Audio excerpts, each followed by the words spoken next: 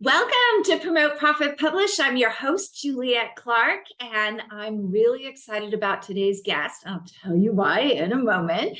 I want to remind you, go over and grab Breakthrough Author Magazine. You can find it at www.breakthroughauthormagazine.com. Also, don't forget, we have the challenge coming up in October. So if you want to find out more about author platform building and be able to start getting your plan together for 2023, how you're going to build it, stay tuned because we're going to talk more and more about this over the next couple weeks. So I hope you guys will participate and have fun with it, and maybe find out that if you break it down into small pieces, it's not as overwhelming as it seems. Also, too, Super Brand Publishing over on YouTube. Follow us, subscribe, and you can see the videos of all these people every day. So I'm really excited about today's guest because I actually wrote the foreword for her book. And we're going to talk a lot on the podcast about why this happened and what happened to generate this book that's upcoming, and really inspire me to share some of my story about this topic. So our guest today is Carrie Schell, and she is a midwife, a personal trainer, a yoga instructor, a doctoral candidate, speaker, and author. She's dedicated her life's worth to health and wellness, and she is an addiction specialist who has helped others in their recovery. Carrie realized she, like millions of other women, was a gray drinker, not an alcoholic, but her relationship with alcohol was unhealthy in what we call the gray area. And on her personal journey to create her own life balance, Carrie created the innovative 10-day reset program and wrote her latest book, The Gray Drinking Reset, a 4-week journey to wellness designed to help women who are gray drinkers create healthier lifestyles, bringing more happiness and clarity, and ultimately allowing space for women to become happier and feel better and live a fuller life. Carrie also hosts wellness retreats for women to connect and reset their wellness journey in Costa Rica, where she lives. And also, I just want to throw this out there before we jump into the interview. Did you know that women report a 41% increase in heavy drinking since COVID? And this is really what I've seen as well, and some of the people who have come to me for the topic that we're going to talk about with Carrie today. Now, think about that perspective here. 41% increase in heavy drinking. That's 5 or more drinks at one time. That's a lot of alcohol. And women metabolize alcohol differently than men, and it is far more damaging for us women. So stay tuned. I think you're really going to enjoy this interview. So welcome, Carrie. It's really great to have you, and I'm excited to talk about this topic. Yes, I'm excited too, and thank you so much for having me. So you guys, a little bit about the intro. So Carrie's book is about gray drinking. And, she and I think the reason I was so excited when she brought me this project is we have had over the last, I think during COVID and after COVID, we probably had 3 or 4 women come to me and say, this is what I want to do. This is my mission. But they haven't stepped into it the way you did. And that was what was so exciting, is you were not only excited about it, but you said, how do I get going with this? We started, you guys, I have to tell you about, we talk about a type A personality. I asked her to write. This actually started out to be a much smaller project. I asked her to write a lead magnet. And when she gave me the first 15 days of it, it was a full-blown book. So talk about a chronic overachiever. Well, I think when you're passionate about something, it just kind of flows. When you're in that state of flow, it feels effortless, and you can sit and you can put the time and energy into it. Yeah, absolutely. So that we transformed this into, I want to start a business. How do I get started? We were going to go with a lead magnet and a challenge, which we're still doing. But in the meantime, she wrote this beautiful book that is all about getting yourself going into this, the healing aspects. So tell us a little bit about your own gray drinking journey, because I don't think that a lot of women out there realize that they're gray drinking. Right. So just a little backing up a bit, I was the director of health and wellness at a residential addiction facility. And I was doing really amazing work there with an innovative program that was based on yoga, meditation, and physical activity, and having tremendous success. And the killer is I would go home from a long, intense, you can imagine how intense that work is. And I'd unwind by having a glass of wine, ironically, right? So then flash forward, no longer working at the center, but now it's years later and COVID hits. And personally, my family was in a transition from leaving our home in Canada and moving to Costa Rica, a lot going on. And the isolation, all of those emotions and everything that came with COVID, the anxiety, the fear, the uncertainty, the isolation, whatever you have. And I realized I was drinking more and more. And when I started to really step back and assess, I realized that my relationship was unhealthy. I was at the point where I was taking mental notes to make sure I had wine on hand for at the end of the day. I would complete back to the type A personality. I would have my to-do lists. And I honestly can remember some days in in the summers, in that first summer, when I would be on my list was drink so much water, so many liters of water, or gallons for you Americans. And I'd be chugging what I needed to complete before to allow me to get the glass of wine. So it was feeling like, oh, I'm doing all the right things. I'm working out. The house is great. My professional life is going well. The relationships are stable, but I was still relying on alcohol, and not to the point where it was, as I said, detrimental in my life. I wasn't hitting rock bottom whatsoever. And that's what's really tricky about gray drinking, is that people, you have it together, but you're still relying on alcohol. So that's where the whole gray thing comes in. You're not an alcoholic, but mentally and emotionally and spiritually that it's not okay any longer. Absolutely. Yeah. And there are a lot of people, and especially, I think this was so transparent during COVID, because people didn't have other things to do. They didn't have distraction, or they didn't. And I personally remember during COVID, like that first week, I ate, because Right. I haven't drank in 31 years, but I sort of was like, I was cooking and I was eating. And then, I was doing a lot of hiking. And then I watched the Tiger King. And I truly woke up the next morning after binging the Tiger King. And I was like, yeah, I've really hit rock bottom, like tigers and mullets. I And love it. Yeah, I know.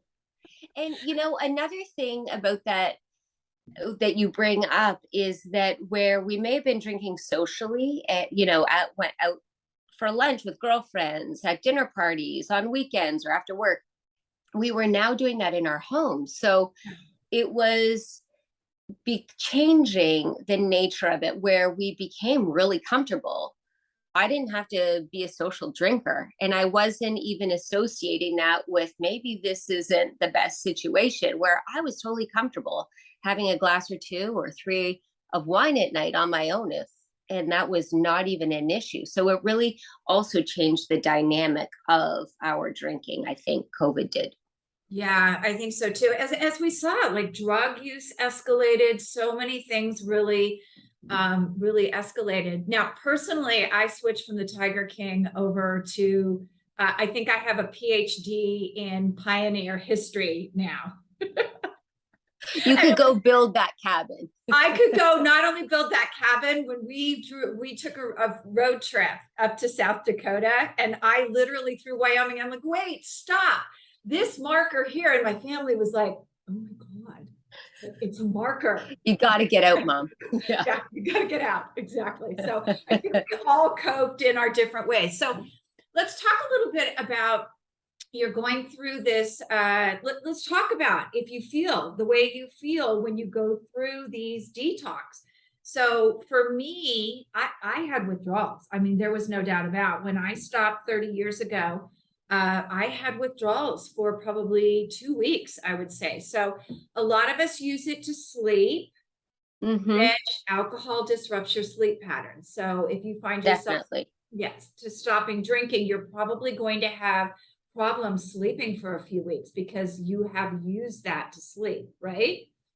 Definitely. So you may have problems getting to sleep, but a lot of people who are drinking also find that they probably wake up in the night.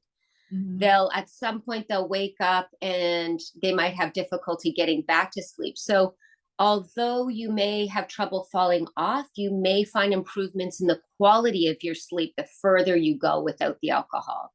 Right. So it's it's a trade, it's not a trade-off, but it's, you can see you will experience some physical challenges, as you say, withdrawal, those cravings, those yearnings, and wanting that alcohol and feeling not a desperate, almost a desperation and a panic of how am I going to get through the evening without the alcohol, or how am I going to do this function or this meeting or deal with whatever it may be, because alcohol can fit into any situation.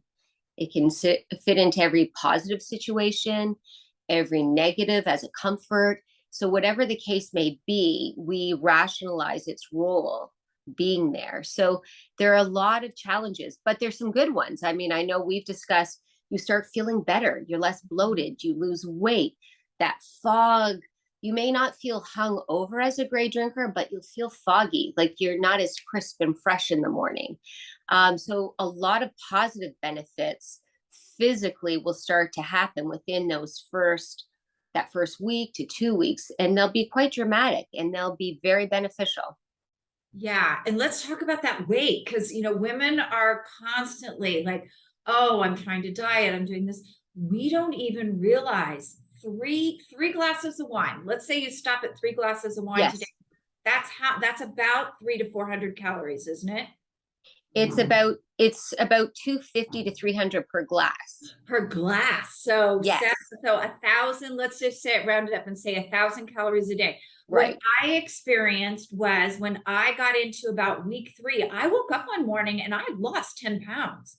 And Isn't that I amazing? literally, like I hadn't lost weight until then, but it was almost like my body just let go of something. And Right. because your cells are taking all this in, as well as these extra calories a day. And if you've ever seen someone who's a big drinker, they have very poofy skin. So your Yes. skin starts looking amazing too.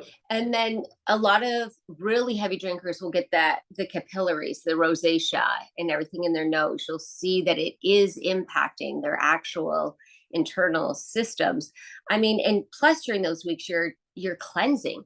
All Mhm. those toxins are being released. The alcohol that was basically almost like a magnet to attract those toxins and not let them be flushed through our system are now being flushed away. So that really aids the weight loss too. Now that was probably the thing that really got me going into more fitness too, because I was like, oh my gosh, I'm 10 pounds slimmer. Now, I'm going to go walk or run. Or for me, I started bike riding to work because I felt Nice. good in the morning. Now I could get up in the morning. When I worked at Shia Day, if I didn't have a travel day, I could ride right along the beach path from Manhattan Beach to Venice. So, that prompted more exercise and more free time because believe it or not, if you live in Los Angeles, you're going to believe this. On Monday and Friday, the traffic's so bad. If I took the bike path, I was home earlier than I would have been Yeah. in a It, car. So, and part of that is the physical activity. I mean, the release of all of those positive hormones um, is tremendous. And through the process, you are going to be going through some emotional challenges. And so the physical activity with the release of the endorphins and the serotonin really help to balance off and help us keep a positive emotional framework while we're going through some challenges that we're going to experience. Issues are going to come up. Why are we going to alcohol to assist us to relax? How is this impacting my relationship with a partner? It's definitely going to have implications with your social relationships, because today the amount that everyone drinks has been raised. That benchmark is higher. And so even though all of us are drinking too much because we're all doing it, it's the new norm. And so for one person to stand up and say to their friendship group, I think I'm drinking too much. What do you think? The initial reaction is everyone is going to say, you do not, don't worry, you don't have a problem. You don't drink more than we do, and we don't have a problem. So Right. that one voice standing up and saying, I have a problem, actually turns a mirror onto everyone else, where whether they outwardly acknowledge it or not, they're going to start those questions of themselves. Am I drinking too much? Shoot, I have been wondering if I am. So it starts a whole snowball effect into all of your relationships. Yes, and you know what? I'm going to point out that, and sometimes you will find some negativity there. So when I first quit drinking, I was the designated driver, but I was still going out to places with my friends.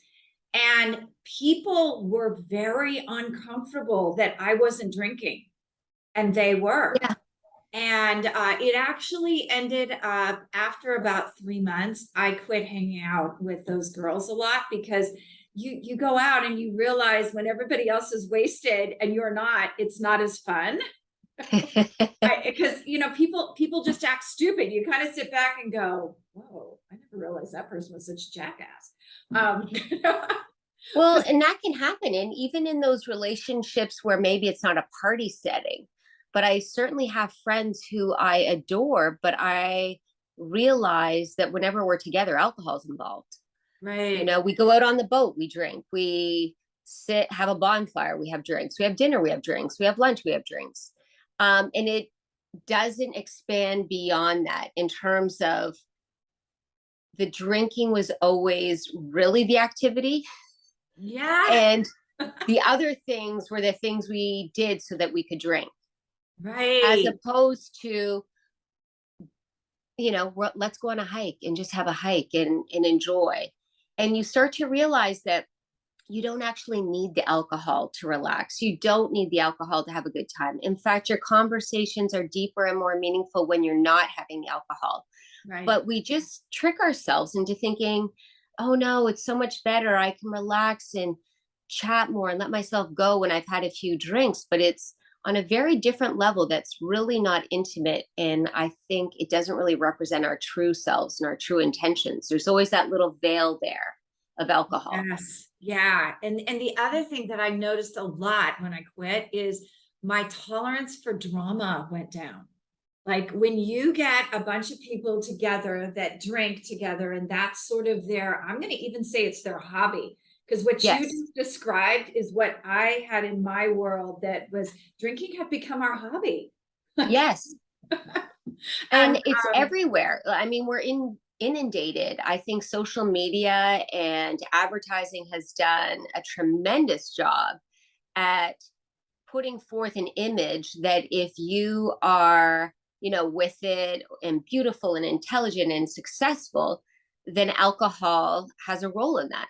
That you're all, having your drinks and that you all celebrate with your drinks. And to be that kind of person that they really market and target to, people have this notion that if you're with it, you're going to have a drink. And so, as you said earlier, people also perceive, oh, you're the one not drinking. Oh, you must be a drag. You must not be fun.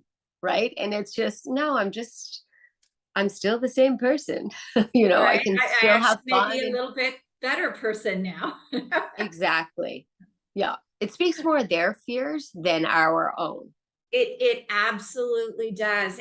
But back to the drama thing, I always found there was always a little bit of drama around the drinking because people did things that they normally wouldn't have done. had they been sober. So I actually got to the point where my drama tolerance was just like, well, don't do it. Like, Interesting. Yeah. yeah, Because what you come to see as important isn't in any way wrapped up in that kind of drama that yeah. doesn't even need to happen. Yeah, for sure. So what else can we expect to see when we go through? So everybody, you guys, there's a 10-day reset, which I'll have Carrie tell you where you can find. But the 10-day reset, that's sort of the just get it out of your system detox. But there are going to be feelings that come up because there's been a reason that you've been using this for suppression of anxiety, whatever and there are a lot of different reasons that people drink, but there's Exactly. a reason that anxiety has been coming to the surface. And instead of dealing with that, you haven't been. So talk about that a little bit, because it's going to come to the surface. And I think it's a turning point to whether you're going to stop and deal with it or whether you're going to Yes. stop drinking. Right. So the 10-day reset, I think the whole reasoning, rationale behind the 10-day reset is that if you're like me, when you first were hearing great drinking and you kind of went, is that me? And you started this internal questioning. Am I drinking too much? Am I drinking too frequently? Shoot, I think often maybe I should stop. Or I tell myself that tonight when I go out, I'm only going to have one drink, but you self-rationalize that away and go on and have more. So if you're feeling that you may need a change, the 10-day reset is a really great way to take 10 days to really honor and support yourself, to clear the alcohol out of your system, to clear the fog, lift the veil, so that you can, at the end of the 10 days, make an informed choice as to, am I feeling better? Do I want to continue this? And if I want to continue, you're going to have to go deeper into a 30-day where we go into topics more. We journal about different, harder topics. We explore all aspects of relationships.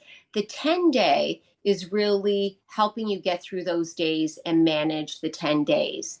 And we'll go deeper beyond that when we do the work together in the 30 days. But I feel honoring yourself to have that clarity to make an informed decision now that you're feeling better, you're thinking about things differently, will set you up for success if you want to continue on. Now, the irony is, like a lot of things, because as humans, we are just sometimes crazy. We diet, we lose 5 pounds, we may, or 10 pounds, we reach our goals, so we celebrate by having cake. We do the 10-day reset and we're like, see, I knew I didn't have a problem. I went through 10 days and we open a bottle of wine. So as opposed to continuing to honor ourselves and to do what is supporting us and making us feel so good, we do a counterintuitive behavior that is causing the harm. So again, that's why the 10 days hopefully will inspire you that you're feeling better and that you'll want to continue on. Yeah, yeah. So talk about the sugar cravings a little bit, because I think that's the one thing that I still battle with 30 years later is I'm a sugar whore. I just I actually went Yeah. last summer when we had the Domino Diet book, Carrie Schell's book. I working with her, just from the book and hearing the things she had to say, I quit sugar for 4 months, like no sugar. And it was amazing because I got off of it. I went on a 3-day sugar binge. So how do we get rid of, obviously people don't think about this. If I've been imbibing drinks for however long, and you mentioned it, 41% increase in heavy drinking, that's 5 or more drinks at one time. That's a lot of sugar that your body's becoming dependent upon. So when you let that go, how do you replace that? How do you cope with that? Right. So a lot of it is you get through it just by getting through it. You do it day by day. And you're right. There's not going to be a quick fix, but what you need to do is just really say to yourself, today I can get through one day. I can get through one day without sugar, and set yourself up for success. Don't go buy the crap, don't go buy the Right. cookies. Don't It's easier said than done. I remember someone saying to me, it takes a lot of effort to smoke. You've got to go to the store. You've got to buy the cigarettes. You've got to take that cellophane wrap off. You've got to open the foil. You got to take it out. You got to, there's steps. And even though they may seem like you could do them in 2 minutes, you're going through lots of steps to satisfy that cigarette craving. Yeah. The same with the sugar. Some of us will definitely want to replace it with sugar, with refined sugar. So set yourself up for success and do not buy the refined sugar. Have some fruit. Fruit will give you those natural, will satisfy those cravings, but it'll also have the fiber. So it's not going to be an insulin dump into your system. It'll have a low sugar release into your system. We won't get into all the details, but have fruit if you're in that position. Set yourself up for success. Drinking lots of water, starting to get physically active. And as I said, and like you, type A personalities, your chances are you are working out or you're physically active, but use it in a different way. Don't use it to reward yourself to do behaviors that you know are counterproductive. Use the physical activity to really help you cultivate a mind, body, spirit approach to your life that's going to set you up for success, as opposed to how I used to do. If I work out, then I can eat, the pizza. If I work out, then I can have a few glasses of wine. If I can work out, I'll have the cake. It's not the thing we do to do something that's not healthy for us. So changing that whole mindset. And the other thing a lot of people do is jump to caffeine. So you just have to be mindful. And that's why initially when we do our 30-day work together, we're really going into being mindful about what we eat in the first week. And people might think that's counterintuitive. Why are we talking about our eating habits when this is about stopping drinking? Because a lot of our drinking happens when we're eating and we're being social, but it's also how you're saying, being really mindful of what am I putting into my body, how often, when I'm craving something, what am I going for? What am I noticing when I crave, when I want it? What's that associated with? So it brings up a lot of issues that are really married to our drinking habits. Yeah, no, definitely, definitely. And I've learned over the years too, that sugar craving protein. You're supposed to eat protein to get rid of it. Exactly. Yeah. I'm glad you brought that up, because everyone listening, if you are craving sugar, that's actually your body telling you need some protein. So whether you get that through animal proteins, you get it through dairy, you get it through nuts or legumes, go take some protein in. If you still find that you're craving sugar, then go for fruit. Go for something healthy that can support you. Yeah, I carry nuts everywhere. I mean, Yeah, I love nuts. Me too. I love nuts too. Okay, so your book is coming out in October. So Yes. tell us about how can we connect with you now and start working that 10-day reset? Right. So the 10-day reset, you can either go to the 10dayreset.com or you can go to carrieschell.com, and it's available. It's a free downloadable PDF. So I encourage you to take the challenge and just really give yourself that opportunity. It'll be challenging because if you are a great drinker, you'll really begin to realize how it colors most of your life. And initially, you may need to step back from a dinner party or a lunch. If you know that it's going to be too challenging, that's okay. It may be too challenging, and just own it, just acknowledge, you know what, I'm just not up for dealing with the questions or, the BS about people telling me I don't have a problem. I'm feeling I have a problem. I feel I want to change, and I'm going to do this. And if that means stepping back, then step back. But if you feel like, no, actually, I'm going to go and I'm going to tell everyone, you know what? I'm doing this because I want to change my relationship with alcohol, then attend the dinner party and be that person.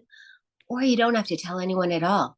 Just have a glass of water with a slice of lime and, there you go. Really, it's your own personal decision. Yeah, it definitely, definitely is. And I will tell you, back when I quit, When I was married, I holiday dinners, I had to step away from my father-in-law because they always put me next to him and he drank straight gin, which just Oh, wafted into my, like, yeah. yeah, I can't do this. So, take care of yourself and step up and say something, and don't put it on the other person. Just say, hey, I'm feeling a little bit uncomfortable about this, and step away, because you're not being offensive. You're taking care of you. So, Yes. Carrie, thank you. I look forward to getting the book out. You guys, I told you I wrote the foreword for this book, so I shared a little bit of my own grade. I might have actually been an alcoholic. I probably was an alcoholic. So I shared a little bit of my story there. Right. Yeah. And hopefully it's helpful for women. One of the things I mentioned, you didn't get a chance to hear that intro, Carrie, is that for women, alcohol is so much more detrimental to our bodies than it is to men. So we really, it raises our risk for a lot of cancers. So we really have to be careful about what we do. Yeah. And if you are curious, you can always hop over to the Gray Drinking Reset quiz. We have a little quiz we put together, and it can give you just answer some questions, and we'll send you some feedback, and hopefully that'll help you on this journey. But thank you so much. And thank you for the foreword. It's beautiful, it's honest, and I think that's women really respond to that. And in the book, I've tried to share my own journaling so people, it's very relatable. I think your story is, mine is, and hopefully we can help lots of women develop a healthy relationship. Sounds good. Thank you so much. All right. Thank you.